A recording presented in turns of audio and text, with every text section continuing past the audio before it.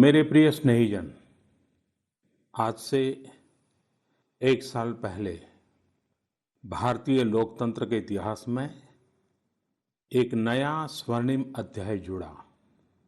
देश में दशकों बाद पूर्ण बहुमत की किसी सरकार को लगातार दूसरी बार जनता ने जिम्मेदारी सौंपी थी। इस अध्याय को रचने में आपकी बहुत बड़ी भूमिका रही है। ऐसे में आज का यह दिन मेरे लिए अवसर है आपको नमन करने का, भारत और भारतीय लोकतंत्र के प्रति आपकी इस निष्ठा को प्रणाम करने का। यदि सामान्य स्थिति होती तो मुझे आपके बीच आकर आपके दर्शन का सौभाग्य मिलता, लेकिन वैश्विक महामारी कोरोना की वजह से जो परिस्थितियां बनी हैं, उन परिस्थितियों में इस पत्र के द्वारा आपके चरणों में प्रणाम करने और आपका आशीर्वाद लेने आया हूं। बीते वर्ष में आपके स्नेह, शुभाशीष और आपके सक्रिय सहयोग ने मुझे निरंतर एक नई ऊर्जा, नई प्रेरणा दी है। इस दौरान आपने लोकतंत्र की जिस सामूहिक शक्ति के दर्शन कराए, वह आज पूरे विश्व के लिए एक मिसाल बन चुकी है। 6 साल पहले वर्ष 2014 में आपने, देश की जनता ने देश में एक बड़े परिवर्तन के लिए वोट किया था। देश की नीति और रीति बदलने के लिए वोट किया था। उन 5 वर्षों में देश ने व्यवस्थाओं को जड़ता और भ्रष्टाचार के दलदल से बाहर निकलते हुए देखा है।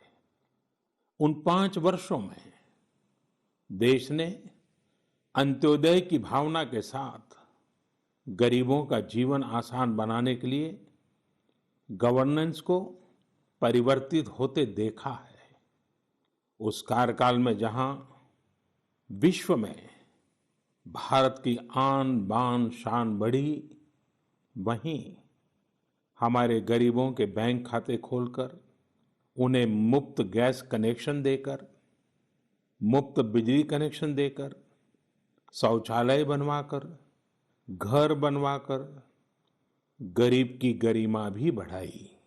देशवासियों की आशाओं, आकांक्षाओं की पूर्ति करते हुए हम तेज गति से आगे बढ़ ही रहे थे कि कोरोना वैश्विक महामारी ने भारत को भी घेर लिया।